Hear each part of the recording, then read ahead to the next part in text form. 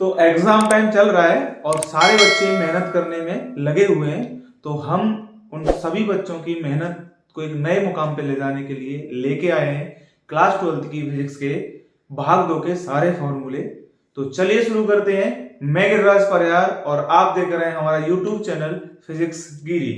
तो सबसे पहले आज जो पढ़ेंगे वो है क्लास 12th की सेकंड भाग के फॉर्मूला चैप्टर नंबर 9 के, ठीक है, 9वें चैप्टर के फॉर्मूले हैं। और सबसे पहले अपन इसमें जो पढ़ते हैं वो है दर्पण की फोकस दूरी, या हम दर्पण सूत्र कहते हैं। क्या है? दर्पण सूत्र, ठीक है। और दर्पण सूत्र क्या होता है? 1/f बराबर 1/v माइनस 1/u प्लस, ठीक है, 1/f बराबर 1/v प्लस 1/u। ये दर्पण सूत्र है, जहां f क्या है? फोकस दूरी दर्पण की, v क्या है? प्रतिबिंब की दूरी, और u क्या है? वस्तु की दूरी, ठीक है। फिर आवर्धन क्षमता, आवर्धन क्षमता, आवर्धन क्षमता क्या है? m बराबर hi अपॉन h नॉट बराबर i अपॉन o बराबर माइनस के v अपॉन u, ठीक है। ये क्या का फॉर्मूला है आवर्धन क्षमता का, ठीक है। इसके बाद अपन पढ़ते हैं दर्पण की क्षमता, दर्पण की क्षमता। और दर्पण की क्षमता क्या होती है कि P बराबर 1/f जब मीटर में दी है फोकस दूरी, और 100/f, ठीक है, माइनस है, माइनस का जब फोकस दूरी किसमें दी है? सेंटीमीटर में, ठीक है। तो ये दर्पण की क्या होगी? क्षमता होगी। इसके बाद अपन पढ़ते हैं, ये तो प्रकाश का परावर्तन हो गया, अब प्रकाश का अपवर्तन, ठीक है, प्रकाश का अपवर्तन। और प्रकाश के अपवर्तन में जो पहली चीज है वो है स्नेल का नियम, ठीक है, स्नेल का नियम। और स्नेल का नियम क्या है? साइन आई बटे साइन आर बराबर 1/μ2, ठीक है। म्यू क्या है यहाँ पे? अपवर्तनांक, पहले के सापेक्ष दूसरे का 1/μ2, ठीक है। इसको हम अब अपवर्तनांक, तो अपवर्तनांक क्या होता है? अपवर्तनांक किसी माध्यम का वह गुण होता है जो उस माध्यम में, ठीक है, प्रकाश की चाल को निर्धारित करता है। म्यू बराबर क्या होता है? c अपॉन b, ठीक है।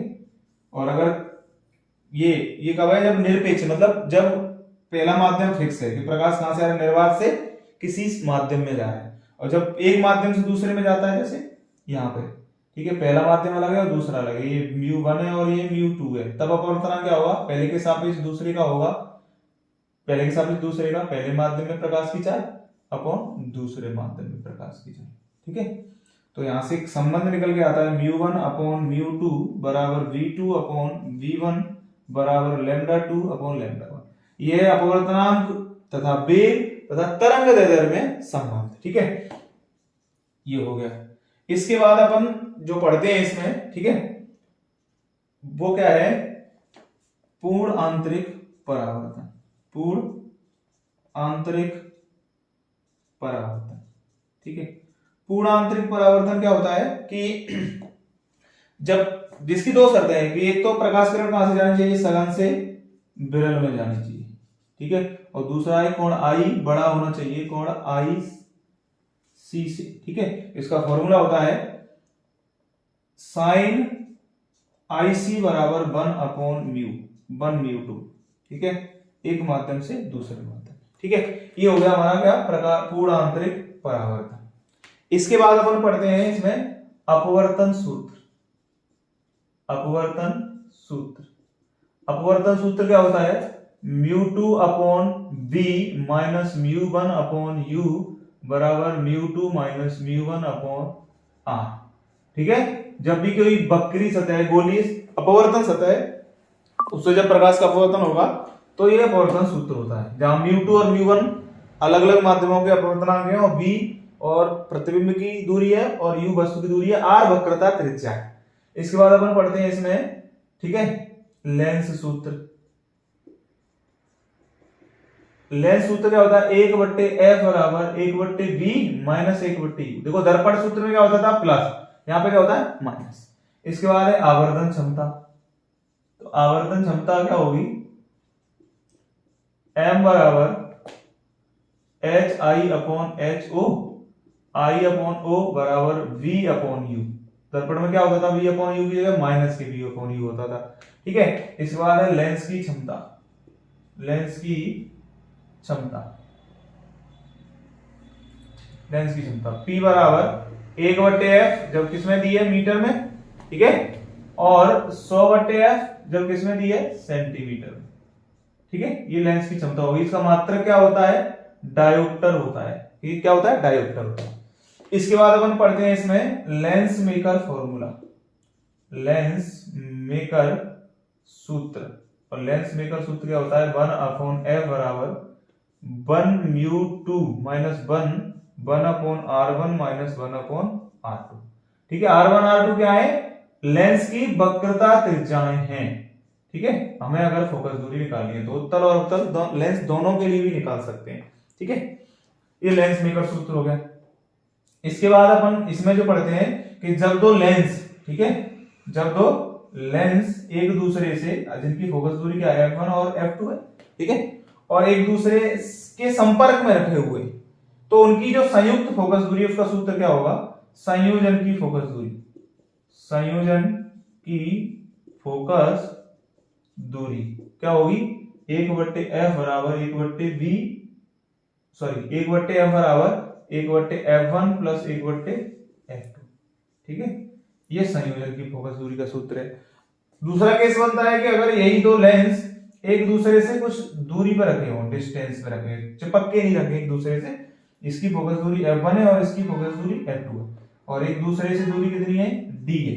ठीक है, तो इनकी जो फोकस दूरी का सूत्र होता है f बराबर 1/f बराबर 1/f1 प्लस 1/f2 क्या हो जाएगा, माइनस के d/f1 f। ठीक है, अच्छा इसी में अगर क्षमता का सूत्र देखें तो 1/f क्या होती है, p बराबर 1/f1 p1 प्लस p2 हो जाएगा अगर संपर्क में रखें तो उनके लिए। और इसके लिए देखेंगे तो p बराबर क्या हो जाएगा, p1 प्लस p2 माइनस के d p1 p2। ये सूत्र हो गए हमारे लेंस के। ठीक है ना, नोट कर लो। तो आगे अपन इसमें पढ़ते हैं, ठीक है, प्रिज्म पढ़ते हैं। तो सबसे पहले प्रिज्म का विचलन कोण। ठीक है, इसमें क्या है, प्रिज्म का विचलन कोण क्या होता है, प्रिज्म का विचलन कोण डेल बराबर आई प्लस ई माइनस ए। ठीक है, ये फॉर्मूला होता है प्रिज्म के विचलन कोण का। ठीक है, फिर हम पढ़ते हैं क्या, प्रिज्म का अपवर्तनांक।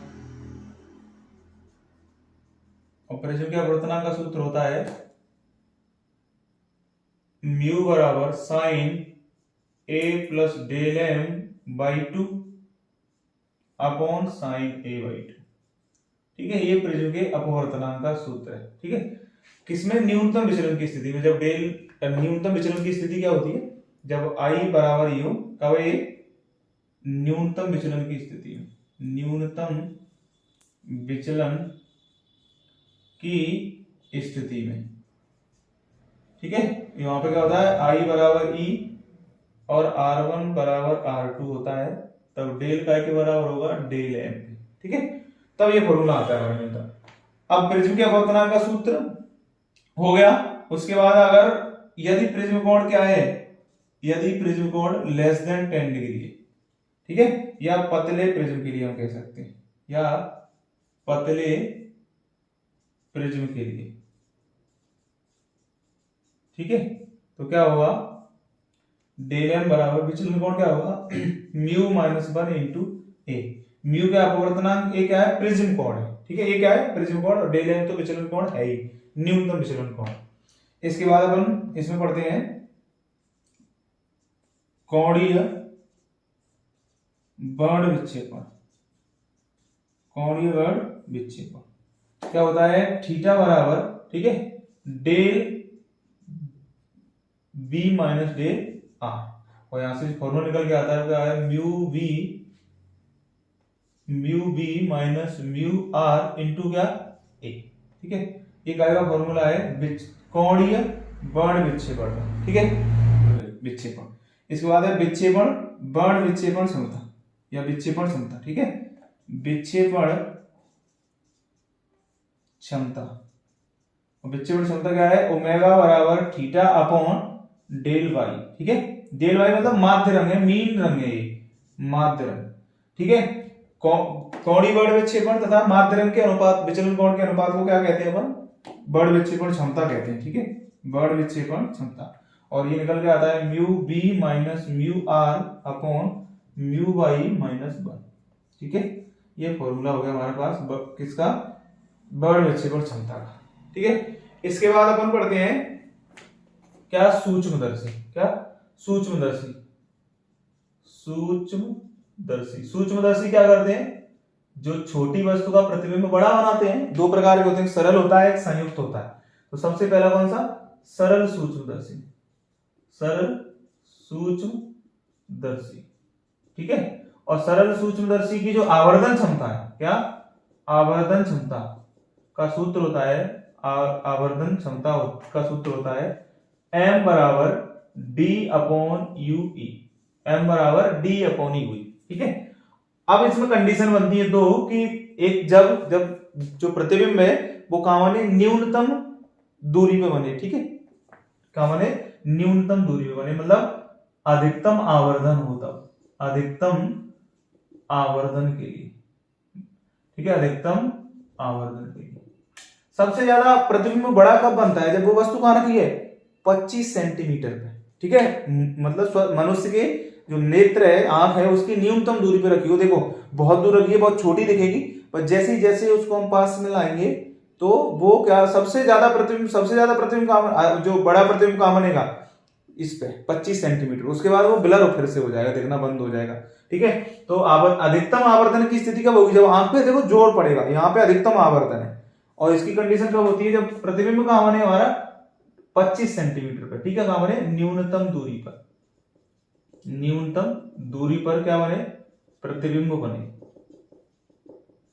ठीक है, प्रतिबिंब बने तो वहां से कंडीशन फॉर्मूला आता है आवर्धन क्षमता का 1 प्लस डी बटे एफ ई। क्या आता है, 1 प्लस डी बटे एफ। ये अधिकतम आवर्धन की स्थिति है। दूसरी जो कंडीशन बनती है किसकी, न्यूनतम आवर्धन की स्थिति। न्यूनतम आवर्धन के लिए, न्यूनतम आवर्धन कब होगा, ठीक है, जब आप रिलैक्स मोड में होगी, मतलब वस्तु का प्रतिबिंब हमारे अनंत पर। देखो दूर की वस्तु को हम आराम से देख सकते हैं, पास वाली वस्तु को देखने पे हमें जोर पड़ता है। ठीक है, तो वहां पर न्यूनतम आवर्धन कब होगा, जब प्रतिबिंब कहां बने, अनंत पर। तो उसके लिए जो आवर्धन क्षमता का सूत्र निकलता है m बराबर क्या, d बटे एफ ई। ठीक है, m बराबर d बटे। ठीक है, और इसके बाद है संयुक्त सूक्ष्मदर्शी। दूसरे नंबर की क्या है, संयुक्त सूक्ष्मदर्शी। ठीक है, और संयुक्त सूक्ष्मदर्शी का क्या, इसकी जो आवर्धन क्षमता है, क्या, आवर्धन क्षमता। ठीक है, उसका फॉर्मूला था m बराबर m not d upon you ई। ठीक है, m नॉट क्या है, अभिदृश्य लेंस की आवर्धन क्षमता, और d वही वस्तु की जहां पे प्रतिबिंब बन रहा है न्यूनतम दूरी 25 सेंटीमीटर। यू ई क्या है, हमारी नेत्र का। देखो इसका जो संयुक्त सूक्ष्मदर्शी क्या होता है, इसमें दो लेंस होते हैं, एक अभिदृश्य लेंस होता है और एक नेत्र का होता है। ठीक है, और मान लो यहाँ वस्तु रखी है, अभिदृश्य लेंस छोटी सी वस्तु है, उसका प्रतिबिंब बड़ा बनाना है, तो ये यहाँ पे प्रतिबिंब इसका ये क्या करेगा, तो यहाँ से प्रकाश किरण जाएगी जो इसके फोकस से जाएगी, और ये ऐसे जाएगी, यहाँ मुड़ जाएगी, ये प्रतिबिंब बन गया। अब इसका जो प्रतिबिंब है पहले वाले का, वो इसके लिए वस्तु का कार्य करेगा, इस वाले के लिए। तो ये ऐसे चलेगी और ये ऐसे, तो आगे कहीं मिलेगी नहीं, तो पीछे बढ़ाने पर इसको मिला दिया, देखो ये वस्तु से बड़ा प्रतिबिंब बन गया। ये है, देखो ये अभिदृश्य लेंस, इसकी फोकस दूरी f नॉट है और इसकी फोकस दूरी कितनी है, f e है। ये जो दूरी है वो क्या है, u e है, और ये जो दूरी है वो क्या है, v नॉट है। ठीक है, ये तो मेरे पास ये आवर्धन क्षमता सूत्र। इसमें भी दो कंडीशन बनती है, पहली है अधिकतम आवर्धन के लिए, अधिकतम आवर्धन के लिए। अधिकतम आवर्धन कब होगा, जब प्रतिबिंब कहां बनेगा, जब प्रतिबिंब कहां बनेगा, डी पर। ठीक है, प्रतिबिंब कहां बनेगा, न्यूनतम दूरी पे, न्यूनतम दूरी पर, क्या, v बराबर d पर। तो यहां से क्या आ जाएगा, m बराबर m नॉट, ठीक है, 1 प्लस d बट्टे एफ ई। ये आ गया मेरे पास क्या, अधिकतम आवर्धन के लिए। दूसरी कंडीशन बनती है इसमें क्या, न्यूनतम आवर्धन के लिए, न्यूनतम आवर्धन के लिए। और न्यूनतम आवर्धन कब होगा? जब प्रतिबिंब कहां बनेगा? अनंत पर बनेगा। ठीक है, जब प्रतिबिंब कहां बने? अनंत पर, अनंत पर प्रतिबिंब बनेगा। और जब, ठीक है, तो उसकी आवर्धन क्षमता क्या होगा? m बराबर m नॉट, क्या होगा? m बराबर m नॉट, ठीक है, d बट्टे f e, ये इसके लिए हो जाएगा अधिकतम आवर्धन। ठीक है, ये मेरे पास संयुक्त सूक्ष्मदर्शी हो गई। इसके बाद है खगोलीय दूरदर्शी। ठीक है, मैं इसको साफ कर देता हूं। ठीक है, खगोलीय दूरदर्शी, खगोलीय दूरदर्शी, खगोलीय दूरदर्शी। देखो दूरदर्शी क्या होता है? जो दूर की वस्तु को पास में दिखा देता है। दूर की वस्तु को किस में दिखा देता है? पास में लाके दिखा देता है। प्रतिबिंब बड़ा नहीं बनाता, वो बस दूर कोई वस्तु बहुत बड़ी लगी है उसको पास ले आएगा तो अपने आप बड़ी दिखने लग जाएगी। ठीक है, तो इसमें जो फॉर्मूला होता है आवर्धन क्षमता का, ठीक है, आवर्धन क्षमता का जो सूत्र होता है इसमें, आवर्धन क्षमता, आवर्धन क्षमता, उसका सूत्र होता है, क्या होता है? m बराबर, ठीक है, m बराबर क्या होता है? F नॉट अपॉन यू ई। क्या होता है? F नॉट अपॉन यू ई। इसमें भी दो कंडीशन बनती है, कौन सी? अधिकतम आवर्धन के लिए, अधिकतम आवर्धन के लिए, और अधिकतम आवर्धन के लिए क्या होगा? वही जब प्रतिबिंब कहां बनेगा? न्यूनतम दूरी पर, न्यूनतम दूरी पर प्रतिबिंब बनेगा। तो वहां से क्या आ जाएगा? m बराबर, ठीक है, क्या हो जाएगा? F नॉट 1 प्लस डी बट्टे एफ ई। ठीक है, तो अगर मैं यहां से निकालूंगा तो m बराबर क्या हो जाएगा? F not upon F E, ठीक है, क्या? 1 प्लस डी बट्टे एफ। ठीक है, इसको मैं साफ कर देता हूं। तो मेरे पास जो फॉर्मूला बचेगा, जो मेरे पास आवर्धन क्षमता का सूत्र आएगा, वो आएगा F not upon F E 1 plus D बट्टे एफ। ठीक है, ये मेरे पास किसका? आवर्धन क्षमता का सूत्र आया किसके लिए?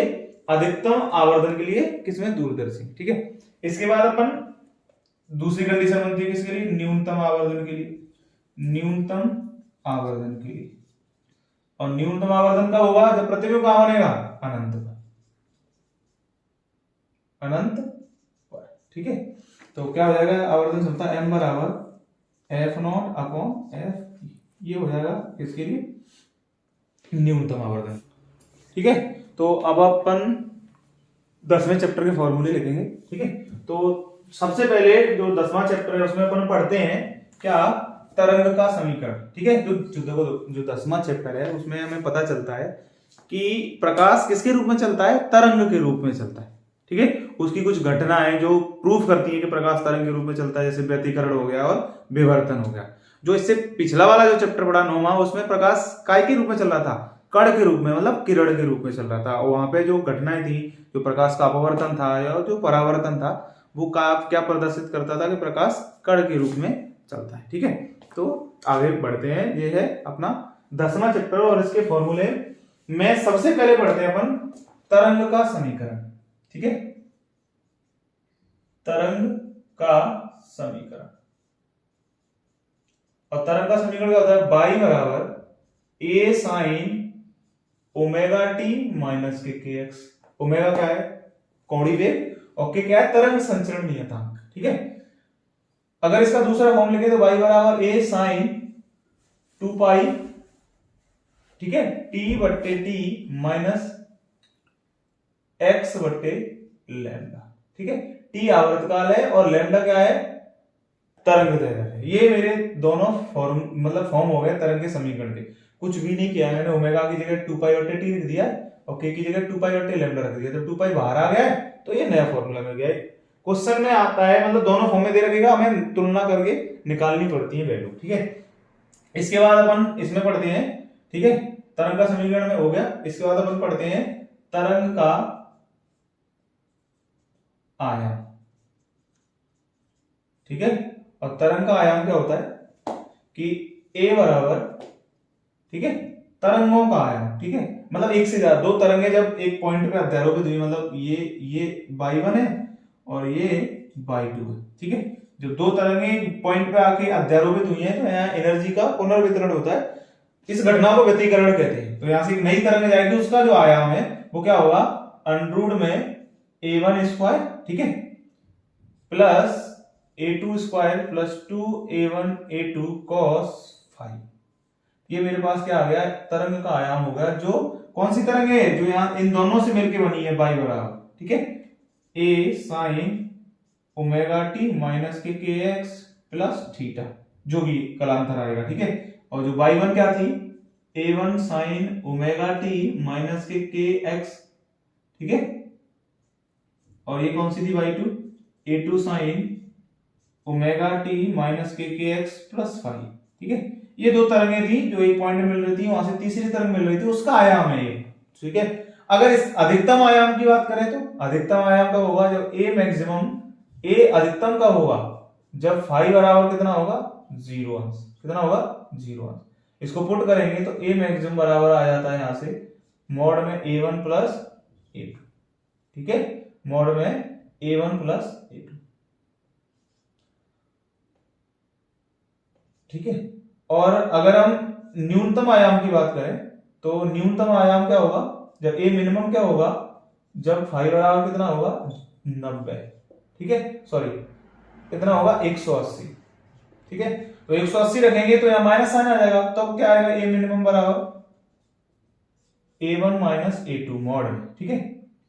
ये मेरे पास अधिकतम और न्यूनतम आयाम के सूत्र हो गए, ठीक है। इसके आगे अपन पढ़ते हैं क्या, तरंग की तीव्रता, ठीक है। और तरंग की तीव्रता का फॉर्मूला था I बराबर अंडर में I1 प्लस अंडर में I2 plus 2 under I1 I2 cos 5। ये हमारा तरंग की तीव्रता का फॉर्मूला निकल के आता है, ठीक है। देखो ये निकलता कैसे, I प्रोपोर्शनल a स्क्वायर एक रिलेशन होता है, ठीक है, एक संबंध होता है। इस संबंध का उपयोग करके हम इस फॉर्मूला अपन निकालते हैं। और अगर हम अधिकतम तीव्रता की बात करूं, आई मैक्सिमम, तो क्या होगा फॉर्मूला, अंडर में I1 प्लस अंडर में I2 का होल स्क्वायर। और आई मिनिमम की बात करूं तो क्या हो जाएगा, अंडर में I1 माइनस अंडर में I2 का होल स्क्वायर, ठीक है। वही है, कब आई मैक्सिमम कब होगा, जब फाई 0 होगा, और मिनिमम कब होगा, फाई 180 होगा, ठीक है। इसके बाद अपन पढ़ते हैं यंग का द्वैस्लिट प्रयोग, ठीक है। और उसमें अगर एनवी चमकीली फ्रिंज की दूरी, ठीक है, एक्स एन बराबर क्या हो जाएगा, N D lambda upon D, ठीक है, एनवी चमकीली फ्रिंज की दूरी। और एनवी काली फ्रिंज की दूरी क्या हो जाएगा, एक्स एन बराबर 2n minus 1 D lambda upon 2d, ठीक है। देखो जो इसमें यंग के प्रयोग में जो क्या है मेरे पास, जो कैपिटल डी है वो क्या है, स्लिट तथा पर्दे के बीच की दूरी है, स्लिट तथा पर्दे के बीच दूरी, ठीक है। स्मॉल डी है वो क्या है, दो स्लिटों के बीच की दूरी, स्लिटों के बीच दूरी, ठीक है। और लैम्डा क्या है, तरंग दैर्ध्य, लैम्डा क्या है, तरंग दैर्ध्य, ठीक है। ये हो गया। अब इसमें केंद्रीय फ्रिंज की चौड़ाई, ठीक है, या हम क्या बात करें, फ्रिंज की चौड़ाई। और फ्रिंज की चौड़ाई का क्या होता है, यंग के दो स्लिट प्रयोग में बीटा बराबर डी लैम्डा अपॉन डी आता है, ठीक है। इसके बाद है फ्रिंज की कोणीय चौड़ाई, ठीक है, थीटा बराबर लैम्डा बट्टे डी, ठीक है। ये हमारे पास फॉर्मूला आ गया, ठीक है, यंग का प्रयोग का, ठीक है। इसके बाद अपन पढ़ते हैं, ठीक है, कि यदि यंग के प्रयोग के सामने, मतलब किसी एक स्लिट के सामने, यदि एक स्लिट के सामने टी मोटाई, ठीक है, कि पट्टिका रख देंगे, पट्टिका रख दें, ठीक है, या पट्टिका रखने पर, ठीक है, फ्रिंज का विस्थापन, फ्रिंज का विस्थापन, ठीक है, तो जो निकल के आता है x बराबर टी म्यू माइनस 1, ठीक है, डी बट्टे डी, ये विस्थापन का सूत्र आ जाता है, ठीक है, ये नोट कर लो, ठीक है, बाकी आगे बढ़ते हैं, ठीक है।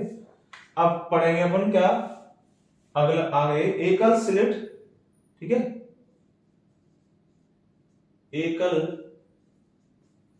स्लिट विवर्तन, ठीक है, एकल स्लिट विवर्तन, ठीक है।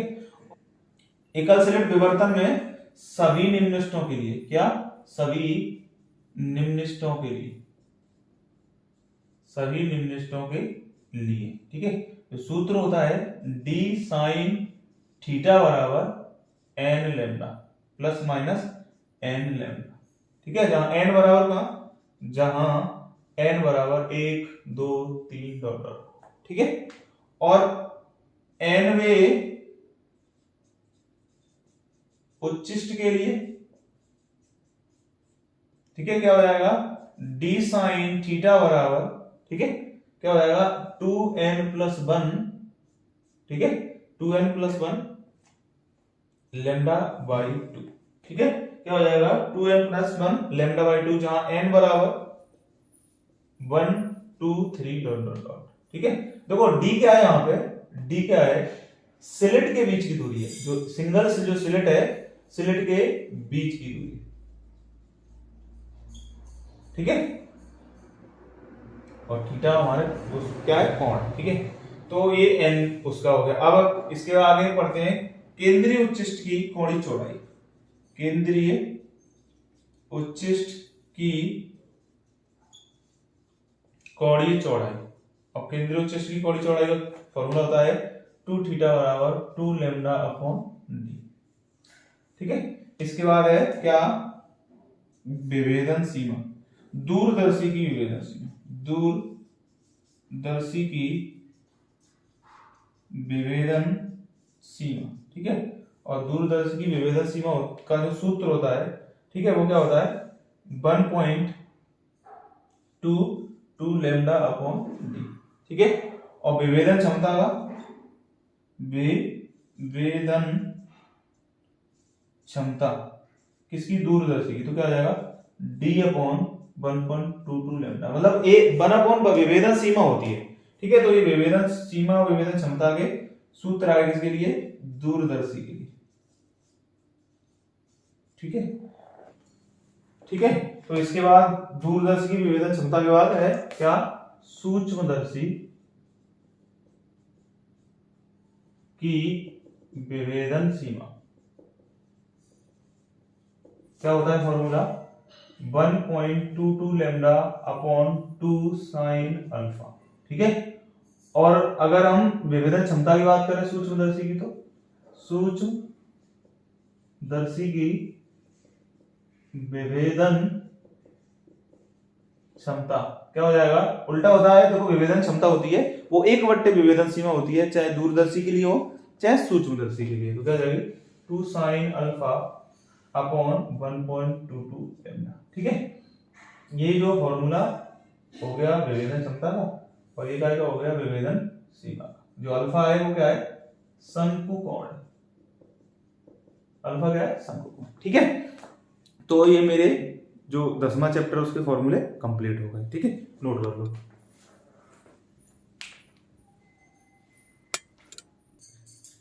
ठीक है, तो अब अपन पढ़ेंगे 11वें चैप्टर के फॉर्मूले, ठीक है। तो 11वां जो चैप्टर है उसका नाम है विकर्ण एवं द्वैत प्रकृति, ठीक है। तो यहाँ पे क्या होता है कि हम कोई धातु की सतह होती है और हम उस पर क्या करते हैं, सूर्य का प्रकाश आपतित कराते हैं, जिसकी वजह से उसमें से इलेक्ट्रॉन उत्सर्जित हो जाते हैं, ठीक है। और इलेक्ट्रॉन जो उत्सर्जित होते हैं वो किसकी वजह से होते हैं, फोटोन की ऊर्जा की वजह से। तो हम सबसे पहले क्या पढ़ते हैं इसमें 11वें चैप्टर में, फोटोन की ऊर्जा, ठीक है।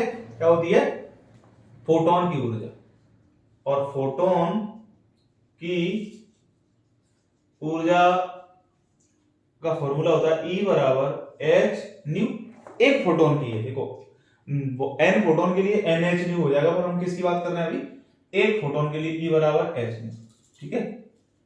H क्या है, प्लांक नियतांक, प्लांक नियतांक, और न्यू क्या है, आवृत्ति, ठीक है। H का मान कितना होता है, H का मान होता है 6.6 10 टू की पावर माइनस के 34 जूल इनटू सेकंड, ठीक है।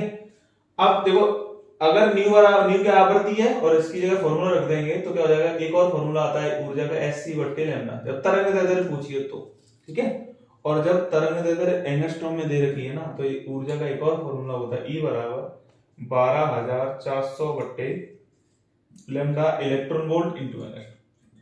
मतलब क्या है कि अगर ऊर्जा को इलेक्ट्रॉन वोल्ट में पूछ रहा है और लैम्डा किसमें दी है, एंगस्ट्रॉम में, तो डायरेक्ट फॉर्मूला लगा दो 12400 बट्टे लैम्डा। इसके बाद है फोटोन, ठीक है, फोटोन का संवेग, फोटोन का संवेग, ठीक है, संवेग, फोटोन का संवेग क्या होता है, ठीक है। फोटोन किस से चल रहा है, प्रकाश की चाल से चल रहा है। देखो यहाँ आइंस्टीन का सूत्र होता है E बराबर mc स्क्वायर, यहां से मैं लिख सकता हूं mc इंटू सी, और फोटोन का संवेग क्या होता है, यही mc, यहां से क्या हो जाएगा E बराबर p इंटू सी, तो p क्या है, E बट्टे c, ठीक है। E बराबर हम पढ़े h न्यू बट्टे c, है ना, और न्यू बराबर था c बट्टे लैम्डा, तो यहां से एक और निकल के आता है h बट्टे लैम्डा। ये फोटोन के संवेग के सूत्र आ गए। किसी भी कण का जो संवेग होता है वो p बराबर m इंटू v होता है, लेकिन वो किसी कण का संवेग था, यहाँ पे क्या है, वो कण फोटोन है, तो फोटोन की को किस चाल से चल के आता है, वो प्रकाश की चाल से, p बराबर क्या हो जाएगा, mc हो जाएगा, ठीक है। ये फोटोन का संवेग होगा। अब है फोटोन का द्रव्यमान, फोटोन का द्रव्यमान, ठीक है। और फोटोन का द्रव्यमान क्या होगा, m बराबर h new upon c square, हम डायरेक्ट लिखते हैं h अपॉन c लैम्डा, ठीक है। और ये आया कहां से, इसी फॉर्मूले से, देखो इस h E बराबर mc स्क्वायर से m बराबर E बट्टे c स्क्वायर हो जाएगा, और E बराबर क्या जानते हैं, h न्यू होता है, ठीक है। तो फोटोन का, ये तो फोटोन का गतिक द्रव्यमान की बात आती है, गतिक द्रव्यमान, और फोटोन का गतिक द्रव्यमान क्या होता है, m डैश बराबर m not upon 1 minus b square upon c square, ठीक है। m नॉट क्या है, भ्रामक द्रव्यमान है, v क्या है, प्रकाश की चाल है, और सॉरी मतलब कण की चाल है, फोटोन मतलब किसी भी कण की चाल है, कोई भी आवेशित कण हो सकता है, और c क्या है, प्रकाश की चाल है, ठीक है। ये फोटोन का गतिक द्रव्यमान होगा। इसके बाद अपन पढ़ते हैं इसमें क्या, कार्यफलन, कार्यफलन, ठीक है। और कार्यफलन क्या होता है, वह न्यूनतम ऊर्जा जो किसी धातु की सतह से इलेक्ट्रॉनों का उत्सर्जन करा सके, मतलब W बराबर, ठीक है, H न्यू नॉट होता है, ठीक है। और न्यू नॉट क्या है, दहलीय आवृत्ति, H प्लांक नियतांक जानते हैं, तो एक और फॉर्मूला आएगा SC बट्टे लैम्डा नॉट, ठीक है। ये फॉर्मूला आ गया किसके, इसके, जहां पर न्यू नॉट क्या है, दहलीय आवृत्ति, और लैम्डा नॉट क्या है, दहलीय तरंग दैर्ध्य, दहलीय तरंग दैर्ध्य, ठीक है। इसके बाद एक और फॉर्मूला, वही जब इलेक्ट्रॉन लैम्डा किसमें दिया है, एंगस्ट्रॉम में, ठीक है। तो कार्यफलन क्या होगा, 12400 बटे क्या, lambda, electron volt into angstrom, ठीक है, इलेक्ट्रॉन वोल्ट इनटू एंगस्ट्रॉम। अच्छा, इलेक्ट्रॉन उत्सर्जन के लिए, इलेक्ट्रॉन उत्सर्जन के लिए, इलेक्ट्रॉन उत्सर्जन के लिए कंडीशन होती है क्या, एक तो न्यू जो आवृत्ति है ना प्रकाश की, वो दहलीय आवृत्ति से ज्यादा होनी चाहिए, या जो तरंग दैर्ध्य है, ठीक है, वो दहलीय तरंग दैर्ध्य से कम होनी चाहिए। ये कंडीशन है किसके लिए, इलेक्ट्रॉन के उत्सर्जन के लिए। इसके बाद अपन पढ़ते हैं आइंस्टीन का प्रकाश वैद्युत ऊर्जा समीकरण, ठीक है। तो इसका समीकरण क्या है, आइंस्टीन ने क्या किया कि किसी धातु की सतह पे प्रकाश आपतित कराया, तो इसमें h न्यू ऊर्जा दी, उसकी कुछ ऊर्जा कहाँ चली गई, कार्यफलन में, ठीक है, और कुछ कहाँ चली गई, इस इलेक्ट्रॉन को यहाँ से जो निकले ना इलेक्ट्रॉन, ठीक है, उनको क्या करने में चलेगी, बाहर निकालने में ऊर्जा चलेगी, ठीक है। तो आइंस्टीन ने क्या किया, आइंस्टीन ने, ये समझ लो आइंस्टीन ने क्या किया कि एक धातु की सतह ली और इस पे क्या किया, सूर्य का प्रकाश आपतित कराया, इसकी जो ऊर्जा है, फोटोन की ऊर्जा h न्यू है, और इसका कार्यफलन कितना है w, जो कुछ ऊर्जा कहाँ चली गई, कार्यफलन में, और कुछ ऊर्जा इन इलेक्ट्रॉन को गति कराने में चली गई, मतलब काइनेटिक एनर्जी, गतिज ऊर्जा में बदल गई। तो इसने जो संबंध दिया वो दिया के मैक्सिमम, मतलब काइनेटिक एनर्जी, गतिज ऊर्जा, जो इलेक्ट्रॉनों की अधिकतम गतिज ऊर्जा वो होगी E माइनस डब्ल्यू के। E क्या है, फोटोन की ऊर्जा, और W क्या है, कार्यफल, ठीक है। और E बराबर हम क्या जानते हैं, h न्यू होता है, तो क्या h न्यू, और W बराबर क्या होगा, h न्यू नॉट, ठीक है। तो ये फॉर्मूला आ गया, ठीक है। अब न्यू बराबर जानते हैं c बटे लैम्डा, तो आगे और भी इसको लिख लेंगे, ठीक है। अब हम जानते हैं कि के मैक्सिमम बराबर होता है EV नॉट, ठीक है। ये किसमें संबंध है, एक गतिज ऊर्जा में और निरोधी विभव में, ठीक है। जो V नॉट है वो क्या है, यहाँ पे V नॉट क्या है, निरोधी विभव, V नॉट क्या है, निरोधी विभव, ठीक है, या इसको संतप्त विभव भी कहते हैं, ठीक है। अगर मुझे वेग पूछा है तो P मैक्सिमम बराबर हम लगा देंगे half m b maximum square, ठीक है। तो यहां से ये वेग आ जाएगा, किसी भी आवेशित कण का निकालना है तो, ठीक है। ये आंशिक का प्रकाश वृत्त ऊर्जा समीकरण हो गया। इसके बाद अपन पढ़ते हैं डी ब्रोगली तरंग दैर्ध्य, डी ब्रोगली तरंग दैर्ध्य, और डी ब्रोगली तरंग दैर्ध्य का फॉर्मूला होता है लैम्डा बराबर h अपॉन p, ठीक है। ये हो गया। अगर हम गतिमान कणों के लिए देखें डी ब्रोगली तरंग दैर्ध्य, गतिमान कणों के लिए तो क्या हो जाएगा, लैम्डा बराबर h अपॉन अंडूड में 2m के, क्या हो जाएगा, h अपॉन अंडूड के 2m के। m द्रव्यमान है कणों का, और k क्या है, उस कण की गतिज ऊर्जा, k क्या है, गतिज ऊर्जा। ये आया कहां से, देखो हम जानते हैं k बराबर होता है हाफ एम बी स्क्वायर या p स्क्वायर बटे 2m, तो इस 2m को इधर भेज देंगे तो p स्क्वायर बराबर 2m के हो जाएगा, तो p बराबर अंडूड के 2m की। इसी को मैंने यहां लिख दिया है, तो मेरे पास गतिमान कणों के लिए तरंग दैर्ध्य आ गई। अगर मैं आवेशित कणों की बात करूं तो आवेशित कणों के लिए, ठीक है, आवेशित कणों के लिए, आवेशित कणों के लिए क्या हो जाएगा, लैम्डा बराबर h बटे 2m q इंटू v, ठीक है। ये हो जाएगा आवेशित कणों के लिए। v क्या है, q तो आवेश है और v क्या विभवांतर, तो देखो हम जानते हैं कि जो वर्गडन होता है ना W, वो क्या होता है Q इंटू V, दूसरे चैप्टर में विभव बराबर होता है W बटे Q, तो W बराबर Q इंटू V, और जो किया गया कार्य वही क्या है, गतिज ऊर्जा, तो K बराबर क्या हो जाएगा, Q इंटू V, उसको मैंने K के लिए लिख दिया, तो किसके लिए आ गई, आवेशित कणों की गतिज ऊर्जा की। अब हम किसी अलग अलग आवेशित कणों के लिए निकाल सकते हैं, मतलब इलेक्ट्रॉन, प्रोटॉन, न्यूट्रॉन, ठीक है। मैं लिख देता हूं, मैं इसको साफ कर देता हूं इधर से।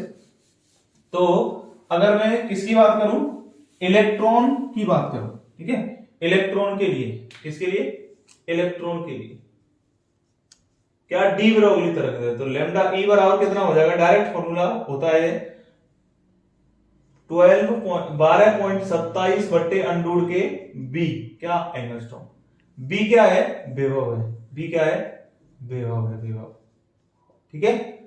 अगर हम किसकी बात करूं, प्रोटॉन के लिए, प्रोटॉन के लिए बात करूं तो लैम्डा पी बराबर क्या हो जाएगा, ठीक है, 0.286, ठीक है, 0.286 बट्टे अंडूड के भी, क्या, एंगस्ट्रॉम। अगर मैं किसके लिए बात करूं, ड्यूट्रॉन के लिए, ड्यूट्रॉन के लिए, ठीक है, तो क्या हो जाएगा, लैम्डा डी बराबर 0.202 बट्टे अंडूड के बी, क्या, एंगस्ट्रॉम, ठीक है। और अगर मैं अल्फा कणों के लिए बात करूं तो, ठीक है, अल्फा कणों के लिए डी ब्रोगली तरंग दैर्ध्य कितनी हो जाएगी, अल्फा कणों के लिए हो जाएगी लैम्डा अल्फा बराबर 0.101 बट्टे अंडूड के बी। तो सबसे ज्यादा डी ब्रोगली तरंग दैर्ध्य किसके लिए, अधिकतम किसके लिए होती है, इलेक्ट्रॉन के लिए, और सबसे न्यूनतम अल्फा कणों के लिए, ठीक है। तो ये मेरे 11वें चैप्टर के फॉर्मूले कंप्लीट हो गए, ठीक है, नोट कर लो, ठीक है। तो अपन अब पढ़ेंगे 12वें चैप्टर के फॉर्मूले, ठीक है। 12वें चैप्टर का नाम है एटम, परमाणु, ठीक है। और परमाणु किससे मिलकर बना होता है? इलेक्ट्रॉन, प्रोटॉन और न्यूट्रॉनों से, ठीक है। तो सबसे पहले जो चीज आती है इसमें, वो आती है रदरफोर्ड का मॉडल। मतलब कुछ साइंटिस्ट है जिन्होंने अलग अलग मॉडल दिए इस परमाणु को परिभाषित करने के लिए। तो सबसे पहले, ठीक है, क्या? रदरफोर्ड का मॉडल, रदरफोर्ड मॉडल, ठीक है। रदरफोर्ड ने क्या बताया था कि कोई जो परमाणु है ना, उसमें नाभिक में प्रोटॉन और न्यूट्रॉन होते हैं और इलेक्ट्रॉन क्या कर रहे हैं? इसके चारों ओर चक्कर लगा रहे हैं, ठीक है। तो इलेक्ट्रॉन चक्कर लगा रहे हैं, तो इलेक्ट्रॉन पे एक बल लग रहा है, विद्युत बल, आकर्षण बल, इस पे धनावेश और इस पे ऋणावेश, और एक तरफ भार की बल लग रहा है, जिसको हम क्या कहते हैं? सेंट्रीफ्यूगल फोर्स बोलते हैं, अपकेंद्री बल। तो ये परिमाण में समान दिशा में विपरीत है, तभी तो ये समान वेग से चक्कर लगा पा रहा है। तो यहां से जो एफ ई बराबर है वो एफ सी के है, तो यहां से आ जाएगा क्या? के की जगह 1/4 पाई एप्सिलॉन नॉट, ठीक है। इस पे आवेश कितना? इस पे नाभिक पे जेड ई, ठीक है, इनटू इस पे आवेश कितना? ई, अपॉन क्या हो जाएगा? आर स्क्वायर, ये दूरी आर है, बराबर क्या? M V square upon R, ठीक है। ये संबंध दे दिया किसने? रदरफोर्ड। और इसी संबंध का उपयोग करके हमने जो इलेक्ट्रॉन, जो गतिमान इलेक्ट्रॉन, इसकी गतिज ऊर्जा, स्थितिज ऊर्जा और कुल ऊर्जा निकाली। तो क्या? इलेक्ट्रॉन की गतिज ऊर्जा, ठीक है, इलेक्ट्रॉन की गतिज ऊर्जा क्या? के बराबर फॉर्मूला निकल के आता है Z E square upon 8 pi epsilon naught M into R. एक ऐसा फॉर्मूला है गतिज ऊर्जा, ठीक है। इलेक्ट्रॉन की फिर क्या निकाली? स्थितिज ऊर्जा, स्थितिज ऊर्जा, और उसका फॉर्मूला आया के बराबर यू बराबर minus K Z E square upon 4 pi epsilon naught M into R. ये स्थितिज ऊर्जा का फॉर्मूला आया। तो इलेक्ट्रॉन की कुल ऊर्जा, इलेक्ट्रॉन की कुल ऊर्जा, और कुल ऊर्जा क्या होगी? E बराबर के प्लस यू, जब दोनों को जोड़ा तो कुल ऊर्जा आई minus K M E square, sorry Z E square upon 8 pi epsilon naught M into R. देखो, जो कुल ऊर्जा इलेक्ट्रॉन का वो कैसी है? माइनस के। इसका मतलब क्या है कि इलेक्ट्रॉन नाभिक से बंधा हुआ है, ठीक है, उसके चारों ओर चक्कर लगा रहा है, क्योंकि उसकी ऊर्जा कैसी है? ऋणात्मक है, ठीक है। अगर इलेक्ट्रॉन को हमें उस कक्षा से बाहर निकालना है तो हमें इतनी ही प्लस की ऊर्जा देनी पड़ेगी, ठीक है। इसके बाद इसमें आया बोहर का परमाणु मॉडल, बोहर का परमाणु मॉडल, ठीक है। और इन्होंने क्या बताया बोहर ने, ठीक है, कि वही इलेक्ट्रॉन इसके चारों ओर घूम रहा है। ये मान लो परमाणु है पी, वो नाभिक है, और इसके चारों ओर इलेक्ट्रॉन गति कर रहा है। तो एक तो इस पे कौन सा फोर्स लग रहा है? वही विद्युत बल लग रहा है, ठीक है, त्रिज्या की आर है, और एक बाहर की तरफ कौन सा लग रहा है? केंद्रीय बल। तो यहां से क्या फॉर्मूला आया? 1/4 pi epsilon naught Z E square upon क्या? आर स्क्वायर, बराबर किसके? M B square upon R के, ठीक है। एक तो ये रिलेशन दे दिया इन्होंने एक और चीज बताई कि केवल वही कक्षाएं संभव है जिनके लिए जो इलेक्ट्रॉन का कोणीय संवेग है वो NH/2 पाई के पूर्ण गुणज है, ठीक है। तो क्या होता है? और एम जो कोणीय संवेग होता है वो MBR होता है, बराबर NH/2 पाई, जहां पे n बराबर 1 2 3 ठीक है। ये कोणीय संवेग, ये दोनों दोनों समीकरण है, इनका उपयोग करके जो इलेक्ट्रॉन जो गति कर रहा है इसकी कुल ऊर्जा निकाली। इलेक्ट्रॉन की क्या? गतिज ऊर्जा। पहले तो हमने इलेक्ट्रॉन की क्या निकाली? इस जो त्रिज्या निकाली, जो कक्षीय इलेक्ट्रॉन है उसकी हमने क्या निकाली? त्रिज्या, ठीक है। तो उसको बोलेंगे कक्षीय त्रिज्या, ठीक है। और कक्षीय त्रिज्या का क्या फॉर्मूला आया? Rn बराबर, ठीक है, Rn बराबर, जो Rn निकाली वो क्या निकली? n square h square epsilon not बट्टे पाई m, ठीक है, e स्क्वायर। ये मेरे पास क्या आ गई? कक्षीय त्रिज्या आ गई किसके? nवे इलेक्ट्रॉन की, ठीक है। इसको हम बोहर त्रिज्या भी बोलते हैं। क्या बोलते हैं इसको? बोहर त्रिज्या भी बोलते हैं, बोहर त्रिज्या, ठीक है। ये nवी कक्षा के लिए आ गई। अगर देखो, ये अगर पहली कक्षा में इलेक्ट्रॉन चक्कर लगा रहा है R1 बराबर, तो n बराबर 1 रखेंगे, तो 1 into n square O h square epsilon naught upon pi m e square. देखो h क्या प्लांक नियतांक कांस्टेंट है, एप्सिलॉन नॉट भी कांस्टेंट है, पाई भी कांस्टेंट, m भी कांस्टेंट, e भी कांस्टेंट। तो इस सब को कैलकुलेशन करने के बाद 0.53 एंगस्ट्रॉम आई R1 का मान। तो R1 क्या आ गया? 0.53 एंगस्ट्रॉम। तो यहाँ से मुझे एक संबंध मिल गया कि n स्क्वायर R1 लिख सकता हूँ, Rn बराबर n स्क्वायर R1। अगर पहली कक्षा की बात करूँ तो n बराबर 1, अगर दूसरी कक्षा की बात करूँ तो n बराबर 2, n बराबर 2 मतलब 4 इंटू R1 कर दूंगा तो उसकी त्रिज्या आ जाएगी। तो मैं किसी के लिए भी निकाल सकता हूँ, ये मैंने कैलकुलेट कर लिया, मेरे पास R1 की वैल्यू फिक्स आ गई, वो कितनी है 0.53 एंगस्ट्रॉम है, 0.53 एंगस्ट्रॉम। ठीक है, ये क्या हो गई, कक्षीय त्रिज्या हो गई।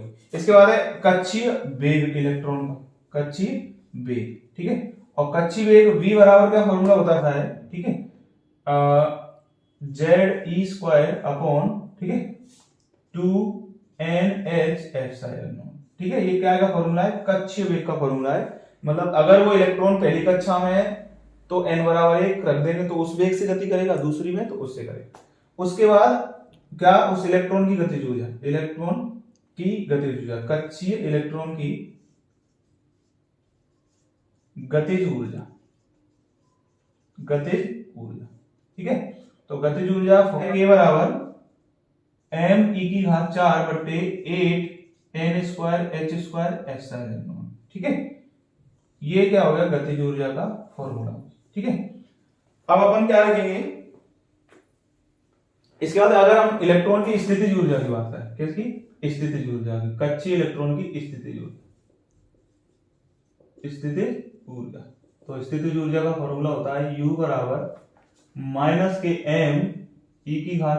अपॉन, ठीक है, क्या हो जाएगा 4n square h square epsilon not. ठीक है, ये क्या हो गई, स्थितिज ऊर्जा हो गई।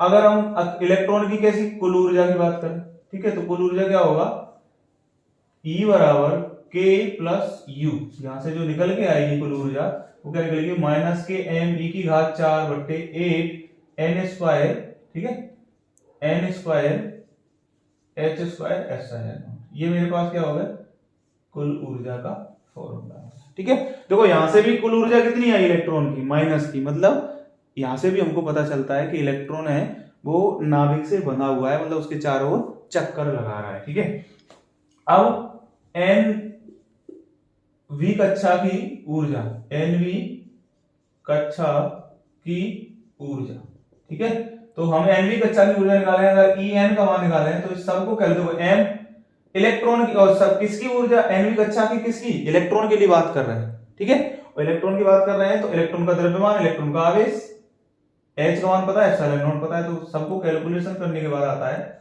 -13.6 upon n square electron volt. ये क्या आ गई, nv कक्षा की ऊर्जा। ठीक है, इसकी इलेक्ट्रॉन की। अब हम इलेक्ट्रॉन की किसकी बात करें, तरंग दैर्ध्य की बात करें। ठीक है, तो उसका फॉर्मूला क्या आएगा, nv कक्षा के लिए nv, या हम तरंग दैर्ध्य का फॉर्मूला लिखें, इलेक्ट्रॉन की तरंग दैर्ध्य। ठीक है, इलेक्ट्रॉन की तरंग दैर्ध्य। ठीक है, इलेक्ट्रॉन की तरंग दैर्ध्य क्या होगा, 1/λ बराबर r 1 upon n1 square minus 1 upon n2 square. ठीक है, जब जो इलेक्ट्रॉन है वो दूसरी से पहली में, या तीसरी से पहली में, या चौथी से पहली में, या तीसरी से दूसरी में, मतलब एक कक्षा से दूसरी कक्षा में जा रहा है या आ रहा है, तब ये तरंग दैर्ध्य का फॉर्मूला, तब वो क्या फोटोन का उत्सर्जन करेगा, और वहां पर जो r है वो क्या है, रेडबर्ग नियतांक, क्या है, रेडबर्ग नियतांक है। ठीक है, और इसका जो मान होता है 10.97 गुणा 10⁶ प्रति मीटर। ठीक है, ये मेरा रेडबर्ग नियतांक होगा। ठीक है, इसके बाद जो इसमें जो रह गया है वो क्या है, लाइन स्पेक्ट्रम है। ठीक है, और ये देखो जो बोहर ने जो दिया था ना, ये अपना जो वो किसके लिए था, हाइड्रोजन परमाणु के लिए। तो हाइड्रोजन परमाणु में क्या करते हैं कि जहां Z होता है, देखो 1H1 होता है हाइड्रोजन परमाणु, क्या होता है, हाइड्रोजन परमाणु 1H1, तो Z बराबर कितना है, 1 है, तो जहां भी Z है उसको क्या रख लेंगे, 1 रख लेंगे। ठीक है, और Z क्या होती है, प्रोटॉनों की संख्या, और हाइड्रोजन में प्रोटॉनों की संख्या कितनी होती है, 1 होती है। ठीक है, तो इसमें जो रह गया है वो क्या है, लाइन स्पेक्ट्रम है। ठीक है, हाइड्रोजन परमाणु का लाइन स्पेक्ट्रम। ठीक है, तो उसको अपन देख लेते हैं। तो हाइड्रोजन परमाणु के जो लाइन स्पेक्ट्रम है उसमें किसके लिए फॉर्मूला देखते हैं। सबसे पहले जो उसमें जो क्षेत्र मिलते हैं, लाइमन श्रेणी, बामर श्रेणी, तो सबसे पहला कौन सी श्रेणी है, लाइमन श्रेणी। ठीक है, लाइमन श्रेणी, और लाइमन श्रेणी के लिए क्या होता है, 1/λ बराबर r 1/1 का स्क्वायर माइनस 1/n2 का स्क्वायर, जहां n2 बराबर क्या हो जाएगा, जहां N2 बराबर 2 3 4 डॉट डॉट।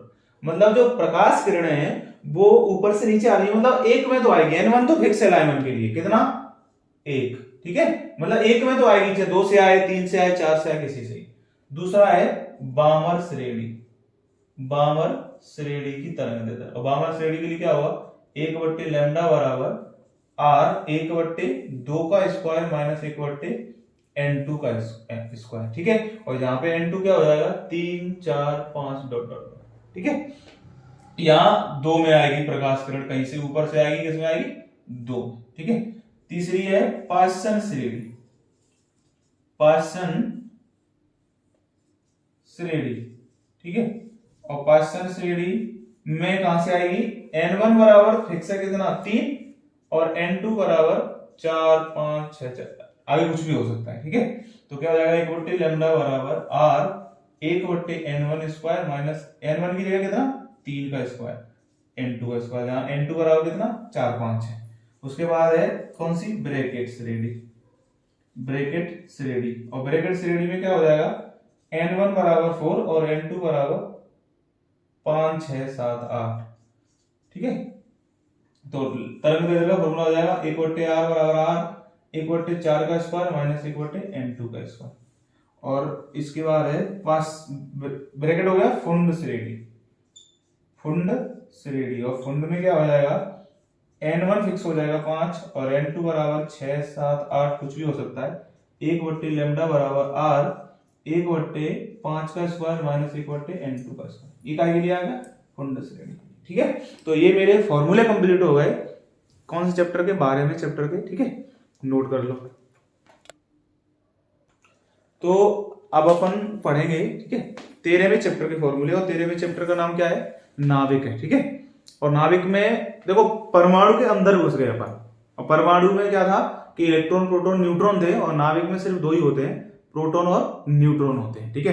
तो सबसे पहले जो इसमें हम बात करते हैं वो नाभिक का आकार, ठीक है, क्या है, नाभिक का आकार।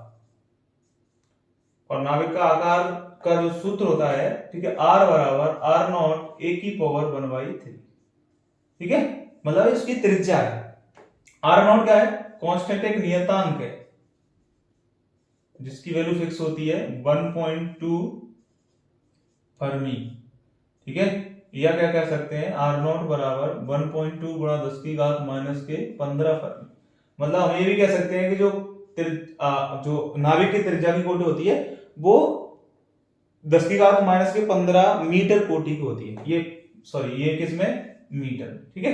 ये नाभिक का क्या हो गया, आकार हो गया। इसके बाद अपन पढ़ते हैं क्या, नाभिक का घनत्व, ठीक है। और नाभिक का घनत्व क्या होता है, रो बराबर क्या होगा, m/b, मतलब नाभिक का द्रव्यमान बट्टे नाभिक का, ठीक है, ठीक है। तो नाभिक का घनत्व क्या हो गया, रो बराबर m/b, और ये अगर और कैलकुलेट करेंगे तो r बराबर हो जाएगा 3m/4π, ठीक है, 3m/4π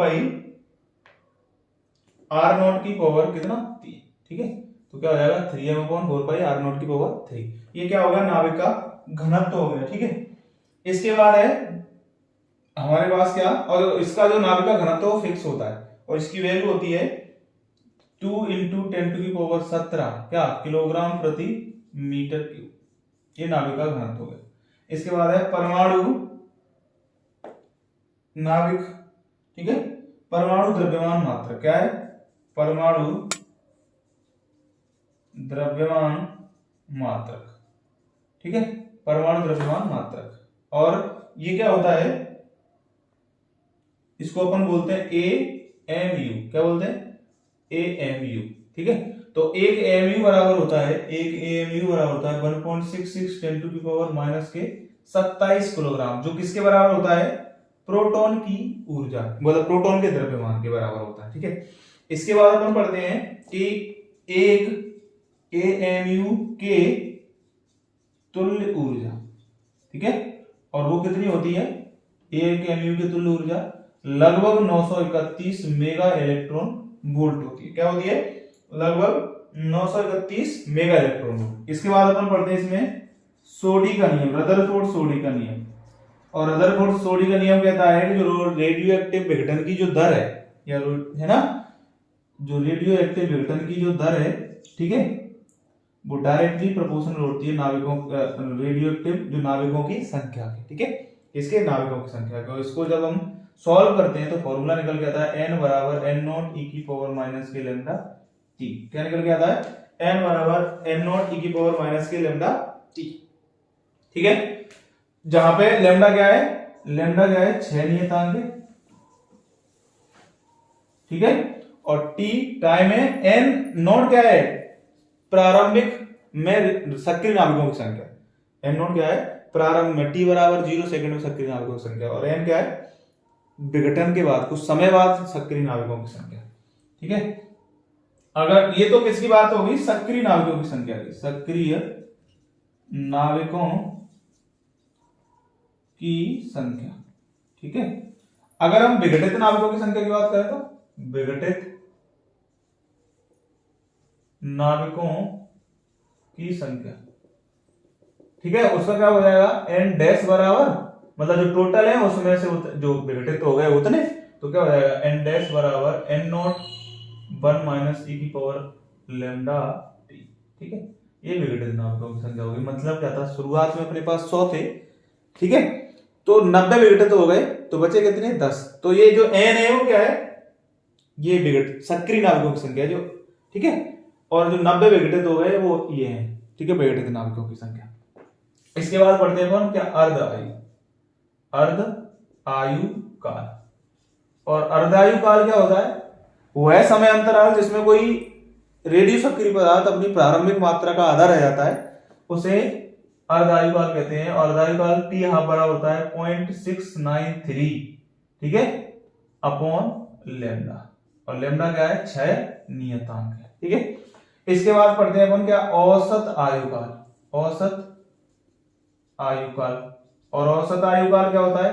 टी एवरेज बराबर क्या हो जाएगा? 1/λ होता है। टी एवरेज बराबर क्या होता है? 1/λ। और लैम्डा बराबर ये होता है, कहां से? ये लैम्डा को इधर ले जाएंगे, इसको इधर ले जाएंगे, 0.693, तो यहां से संबंध आ जाता है अर्ध आयु काल और औसत आयु काल में 1.44 टी हाफ, ठीक है, मतलब औसत आयु काल बराबर होता है 1.44 इंटू टी हाफ। इसके बाद अपन एक और संबंध पढ़ते हैं, ठीक है, सक्रिय नाविकों की संख्या का। देखो n बराबर n बट्टे n नॉट बराबर 1/2 की पावर t बट्टे टी हाफ, ठीक है, ये होता है। और t बट्टे टी हाफ को हम n भी लिख लेते हैं, तो हमारे पास ये भी आ जाता है n बट्टे n नॉट बराबर 1/2 की पावर n, जहां पे n क्या है? n है t बट्टे टी हाफ। t मतलब समय है और टी हाफ क्या है? अर्ध आयु काल है, ठीक है। यहां से हम n और n नॉट निकाल सकते हैं, बहुत ज्यादा यूज होने वाला फॉर्मूला है, ठीक है। इसके बाद अपन पढ़ते हैं सक्रियता। क्या पढ़ते हैं? सक्रियता। और सक्रियता काय के समानुपाती होती है? सक्रिय नाविकों की संख्या की। जितने ज्यादा सक्रिय नाविक होंगे उसकी सक्रियता उतनी अधिक होगी। तो जो नाविकों की संख्या, जो सक्रिय नाविकों की संख्या का जो फॉर्मूले थे वही सक्रियता के हो जाएंगे। तो क्या हो जाएगा? r बराबर r नॉट e की पावर माइनस के लैम्डा t, और r बट्टे r नॉट क्या? 1/2 की पावर n हो जाएगा, ठीक है। ये सक्रियता के फॉर्मूले हो गए। इसके बाद अपन इसमें पढ़ते हैं, इसके बाद है आइंस्टीन का ऊर्जा समतुल्यता, ठीक है, संबंध, ठीक है। और इसमें ये होता है डेल्टा ई बराबर, आइंस्टीन ने बता दिया था कि द्रव्यमान को ऊर्जा में और ऊर्जा को द्रव्यमान में बदला जा सकता है, ठीक है, ये हो गया। इसके बाद अपन इसमें जो पढ़ते हैं वो होती है द्रव्यमान क्षति, द्रव्यमान क्षति। और द्रव्यमान क्षति का फॉर्मूला होता है डेल्टा एम बराबर, ठीक है, डेल्टा एम बराबर Z M P plus A minus Z M N minus M capital है। जो ये लास्ट वाला एम एन है वो नाविकों का द्रव्यमान है, बाकी ये प्रोटॉन का द्रव्यमान, जेड इंटू प्रोटॉन का द्रव्यमान, और ए माइनस जेड मतलब न्यूट्रॉन इंटू न्यूट्रॉन का द्रव्यमान। यहां से आती है बंधन ऊर्जा, बंधन ऊर्जा, और बंधन ऊर्जा होती है ईवी बराबर क्या? डेल्टा एम इंटू सी स्क्वायर। इसके बाद है बंधन ऊर्जा प्रति न्यूक्लियन, बंधन ऊर्जा प्रति न्यूक्लियन, ठीक है। और ये क्या होती है, ईवीएन बराबर ईवी बटे ए, ठीक है। ये होती है बंधन ऊर्जा प्रति न्यूक्लियन, ठीक है। ये हमारे किसके फॉर्मूले हो गए, 13वें चैप्टर के फॉर्मूले हो गए, ठीक है, नोट कर लो। तो अब अपन पढ़ेंगे 14वें चैप्टर के फॉर्मूले, और ये जो चैप्टर है उसका नाम है अर्धचालक, ठीक है। अर्धचालक मतलब जो चालक भी नहीं होता और कुचालक भी नहीं होता, मतलब बीच का होता है, ठीक है। तो ये जो चैप्टर है वो थ्योरेटिकल ज्यादा है, ठीक है। न्यूमेरिकल फॉर्मूले इसमें बनते हैं ट्रांजिस्टर पे, और ट्रांजिस्टर इस बार हमारा जो 30% सिलेबस हुआ है, जो कोविड की वजह से हटा है, उसमें हट गया है, तो हम नहीं पढ़ेंगे, ठीक है। तो हमारे जो सेकंड फिजिक्स के फॉर्मूले जो हमारे एग्जाम में आने वाले हैं, ठीक है, जो बोर्ड एग्जाम्स में आने वाले हैं, वो कंप्लीट हो चुके हैं, ठीक है। तो आप देख लेना। और हम क्या करते हैं, हम अगर फॉर्मूले अगर हमको याद हो जाते हैं फिजिक्स के, तो उससे क्या होता है कि जो फिजिक्स का जो कॉन्फिडेंस है फिजिक्स में, वो हमारा अप हो जाता है। क्यों हो जाता है, क्योंकि फॉर्मूला आ जाते हैं तो हमें उसकी यूनिट डायमेंशंस आ जाती हैं, ठीक है, न्यूमेरिकल्स बनने लग जाते हैं, और ठीक है, और ये चीज बनने लगी ना, तो फिर हमें कॉन्फिडेंस आ जाता है कि हाँ हमको फिजिक्स आने लगी है। तो इस वीडियो को कम से कम 2 से 3 बार देखेंगे तो हमें फॉर्मूले एकदम से याद हो जाएंगे, ठीक है। तो हमें अच्छा स्कोर करने से फिजिक्स में कोई नहीं रोक सकता, ठीक है।